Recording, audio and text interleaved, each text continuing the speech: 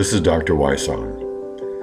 This series of videos on the big questions of life will show where each one of us is led if we dare to leave behind preconceived ideas and see where reason and evidence lead. The Law of Biogenesis. Spontaneous generation is an old belief that life automatically arises from non-living matter. It was a reasonable thing to assume in the pre-scientific era, since there were no microscopes to identify what caused critters to pop out of manure and mud. Now, in every introductory biology textbook, the disproof of spontaneous generation is featured as part of the proud history of the march of science. Experiments by Redi, Spallanzani, and Pasteur demonstrated that if the starting materials in a flask were sealed and rendered lifeless by cooking, no life appeared. Life arose only if there was pre-existing life in the flask. This resulted in the law of biogenesis. Simply stated, life can only come from pre-existing life. But the ambitious goal of proving spontaneous generation took on new life with Darwin's evolutionary ideas. It's now disguised by renaming it evolution, abiogenesis, biopoiesis, such terms giving it a credible scientific flair. Pellegrino, in his book Ghost of Vesuvius, confidently describes the saga of abiogenesis as follows, and I quote, "In the beginning there was little besides the strong and the weak forces, gravitation and electromagnetism, hydrogen and helium with a little lithium here and there. But from the lights in the heavens, you might have guessed that these were enough. Life was inevitable. Warm, wet zones were trying to make life from atoms in empty space, from the dust of stars. The phenomenon we call life is but the most likely outcome of some very common elements. If stirred together and kept warm enough and wet enough for long enough, we are the dust of the universe trying to understand itself. Volcanically heated water act as a primitive catalytic centers, nudging atoms of carbon forcefully and with statistical inevitability in the direction of biochemistry. Life would appear to have been pulled from a curiously simple bag of tricks, life from non-life. You could probably start the process in your own kitchen." End quote. Really now, we're to believe we could do in our kitchen what thousands of scientists for hundreds of years have been unable to do. Not one experiment using the best brains on the planet has demonstrated life can come from non-life. To this day, no living thing has ever emerged from a lab where the starting materials were mere atoms. Even if life were the mere assemblage of atoms and molecules, which it isn't since dead things have those composites, the sheer scope of the problem is beyond human capability. A so-called simple bacterium contains 50 billion atoms in precise ratios and specific functionally complex arrangements, all interrelated in precise ways. That doesn't mean there aren't plenty of proposed scenarios about life's early moorings. But these guesses are propped up by creating new words, not life. Speculative precursors are given evocative bioseductive names like proteinoids, protocells, biomes, proteobionts, eobionts, microspheres, and biomorphs. These words, the words alone, are then promoted as transitional steps on the living cell's ascent from inorganic soup.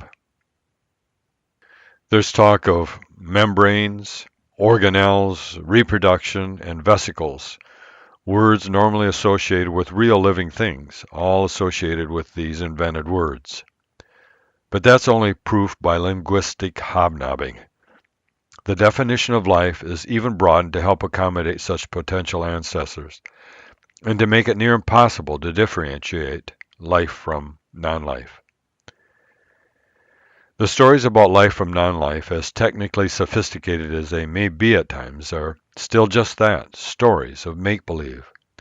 Once upon a time, long, long ago, The words, the invented tendentious words themselves, abiogenesis, biopoiesis, protobiomes, biomorphs, and so on, not real facts and proof, are the crux of evolutionists' origin of life case.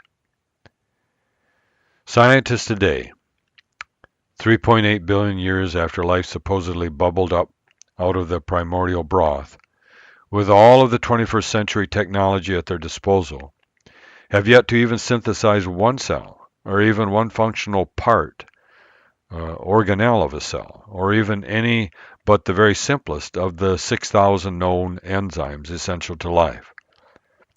It can't be done with all our brain power, but stewing little eddies at the base of volcanoes 3.8 billion years ago supposedly did it all on their own. For hundreds of years, explorers have tried to find the right mixture of chemicals to create life. We know that amino acids, proteins, carbohydrates, nucleic acids, minerals, vitamins, and so on are necessary for life. If an abiogenesis chemist, or a spontaneous generation chemist, creates any one of these components in a laboratory, there is great excitement. The accomplishment is heralded as proof that life is no big mystery. All that's needed is a little more time, more research, more funding, and manufacturers will be creating life with as much ease as they now produce plastic spoons and noodles. But there's something amiss in this enthusiasm. During my medical life, I've seen many deaths. 1 second a person or animal is alive, the next moment they're dead. For medical practitioners, it's incredibly frustrating to see this happen when the material composition of the organism is still all there. Why life disappears remains a total mystery. Reversing death, even when all the necessary biochemical components are there, preformed in the dead body, has proven to be impossible. If an entire organism, with all of its trillions of chemical parts and pieces in place, once dead, remains dead, what reason is there to believe that a chemist's ability to create a few of these parts in a laboratory proves that life can come from non-life? Faith, not evidence or reason, is the only basis for such belief. Moreover, the technology is now available to analyze an organism and quantitate the precise percentages of its different atoms. If life and health could result from the mere assemblage of atoms, alchemists would have long ago created life, and nutritionists and doctors would have long ago solved the problems of disease and death.